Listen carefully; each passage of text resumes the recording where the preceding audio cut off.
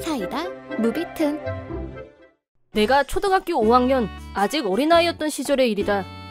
아버지는 나에게 여기 좀 눌러봐라 라고 자기 머리를 가리켰고, 시키는 대로 아버지 머리를 누르면 그와 동시에 뿅 하고 방귀를 뀌는 몸개그를 우리에게 선보이셨다. 아버지의 몸개그는 우리를 웃게 했었다. 어려서 그랬는지 나도 그렇고 동생들도 매번 깔깔거리며 좋아했었다. 아버지는 방귀를 자유자재로 뿜어내는 방귀 몸개그의 달인이었고, 철없던 나는 그런 아버지를 살짝 존경하기까지 했다. 나와 동생들은 아버지를 따라 부처님 오신 날에 성묘를 하러 큰 아버지 댁에 갔다. 엄마는 자세한 이유는 말하지 않고 다른 일이 있다면서 같이 가지 않았다. 큰아버지 댁에 도착하니 다른 친척들이 이미 많이들 와 있었는데 어쩐지 분위기가 싸한 느낌이 들었다. 하지만 다 같이 모여서 밥을 먹고 어른들은 술이 한두 잔 들어가면서 좀 전에 냉랭했던 분위기가 다시 화목하게 변했다. 큰아버지 댁 큰형의 부인인 명자씨를 제외하면 말이다. 명자 형수는 어쩐지 유난히 표정이 어두웠다. 어쨌든 어린애들은 어른들이 속으로 무슨 생각을 하던 크게 상관이 없었다. 평소 명자 형수는 잘 웃고 잘 떠드는 사람이었고, 친척들이 한자리에 모이면 우영아, 너 이번에 시험 잘 봤어? 잘 봤어요. 진짜 잘 봤어? 그럼 어디 너네 엄마한테 확인해볼까나? 라고 훈계하는 게 아니라 와서 장난치는 타입의 어른이라 거리감이 느껴지지 않았다. 우리 엄마 아버지도 명자 형수하고 편하고 즐겁게 얘기하는 걸 많이 봤다.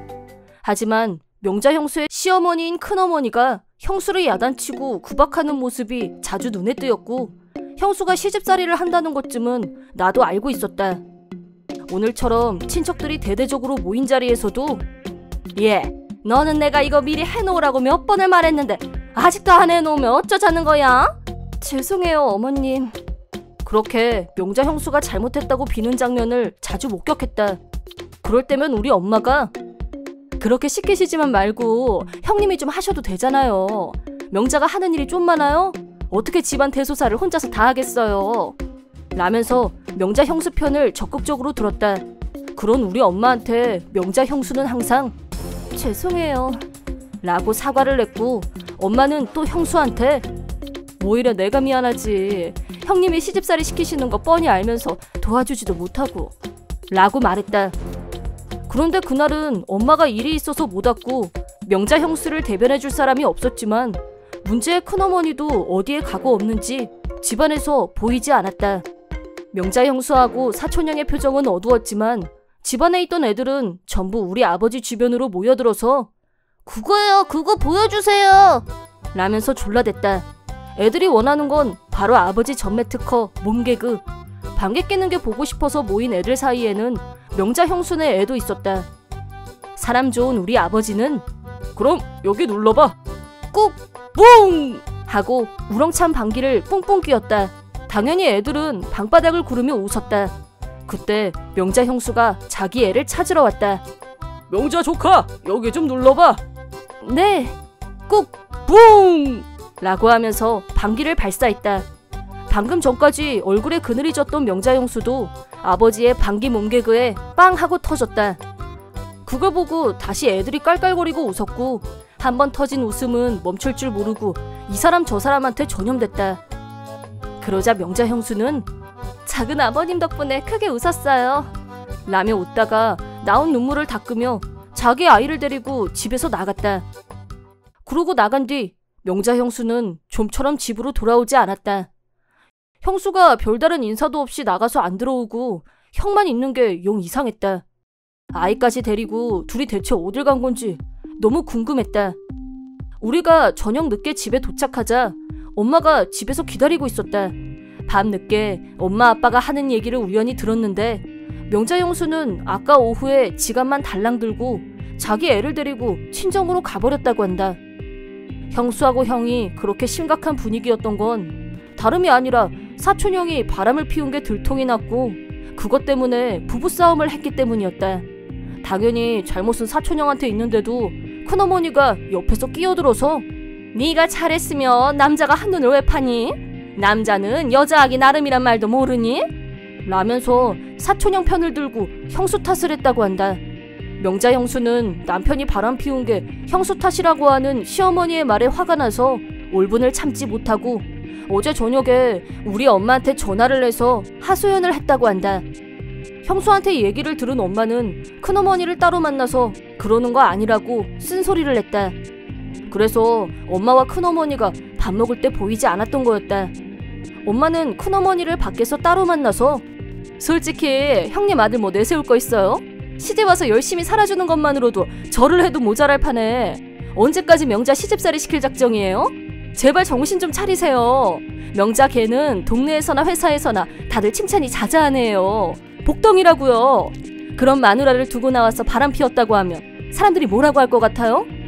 형님 아들은 끝장이에요. 신상 털리고 인생 종책이 딱 좋은 각이라고요. 사람들이 그냥 둘 것 같아요? 내 아들이 어디가 어때서? 동서 너무하는 거 아니야? 입이 삐뚤어졌어도 말은 바로 하랬다고. 멍청한 건 사실이죠.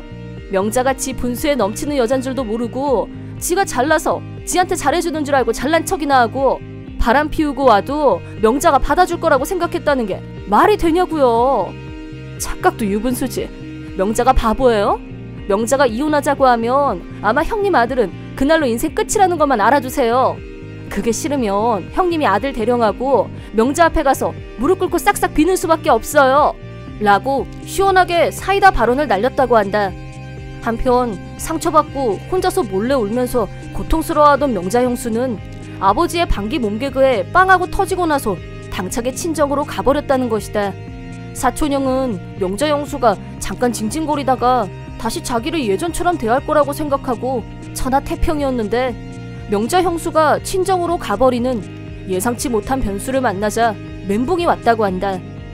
명자 형수네 친정에서는 당장 이혼하라고 성하였고 큰어머니는 시집 오자마자 내내 구박을 해도 생전 대들지 않았던 며느리라 뭐든 자기 마음대로 할 수 있는 애라고 명자 형수를 쉽게 봤었는데 이러다간 종갓집 장손이 이혼을 하게 생겼으니 종친들 분위기가 심상치 않다는 걸 늦게나마 파악한 모양이었다.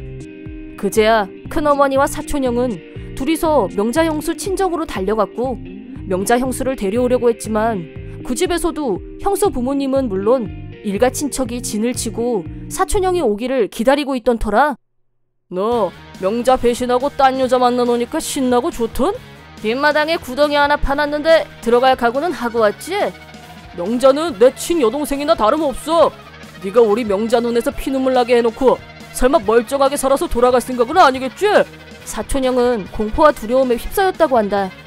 명자 형수 집안 남자분들은 대부분이 건축 관련, 토목 관련 일을 하는 분들이라 다들 사촌형과는 비교도 안 될 만큼 우람한 체력에 힘이 장사였다. 격투기 내지 어둠의 세계의 사람들과 맞짱을 떠도 전혀 밀리지 않을 정도의 실력자들이기도 했다. 그런 사람들에게 끌려나간 사촌형은 멍석마리를 제대로 당했다고 한다. 한편 큰어머니는 집안 여자들에게 둘러싸여 대체 사돈어른은 우리 명자 어디가 그렇게 마음에 안 드셨어요? 어디 말이나 들어보죠. 착하고 명랑한 우리 명자 구박하면서 그동안 즐거우셨어요? 재미가 쏠쏠하던가요? 듣자하니 김 여사가 하는 마담 모임에 사돈 양반도 회원이라던데.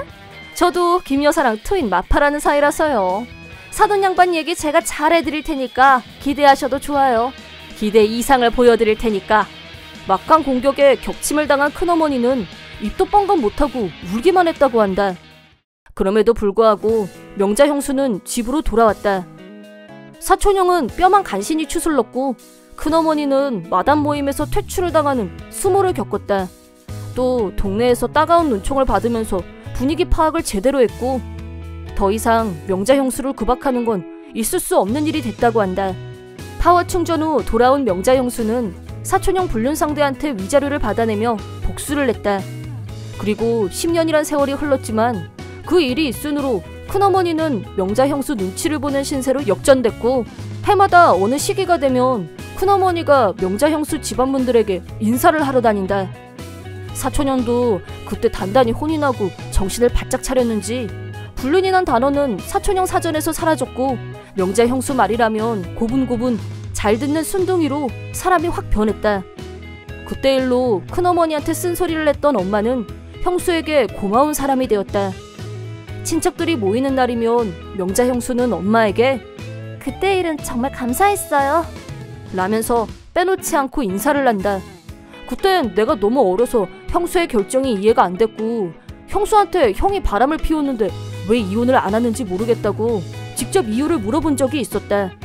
그러자 형수는 지금 내가 형하고 이혼을 하면 그 여자한테 형을 양보하는 꼴이 되잖아. 내가 그 여자를 진짜 혼내주려면 위자료를 받아내고도 절대 남편을 안 내주는 거라고 생각했어. 그래야 그 여자가 얻는 건 하나도 없고 잃기만 할 거 아니야. 라고 말했다. 들리는 말에 의하면 불륜 상대는 집이 꽤 잘 사는 편이라 돈이라면 얼마든지 줄 수 있는 여자였다고 한다. 그러니까 그 여자한테 위자료는 아무 타격도 주지 않는 거였다는 말이다. 그래서 이혼을 안 했고 여자에게 돈으로도 가질 수 없다는 게 있다는 걸 보여주고 그걸로 복수를 한 거라고도 했다. 위자료도 충분히 받아냈고 가족들의 도움으로 사촌형과 큰어머니도 개가천선을 한 걸 보면 명자 형수도 은근 내공이 장난이 아닌 것 같다. 어떤 의미에선 형수의 완전 승리라는 생각까지 들었다. 명자 형수는 여전히 나를 볼 때마다 회사 생활은 어때? 너 대강대강 하는 건 아니지? 라면서 예나 지금이나 변함없는 미소로 나한테 장난을 친다. 이번 영상은 어떠셨나요? 재밌게 보셨다면 구독, 좋아요에 댓글까지 달아주시면 감사하겠습니다. 그럼 다음 영상에서 만나요.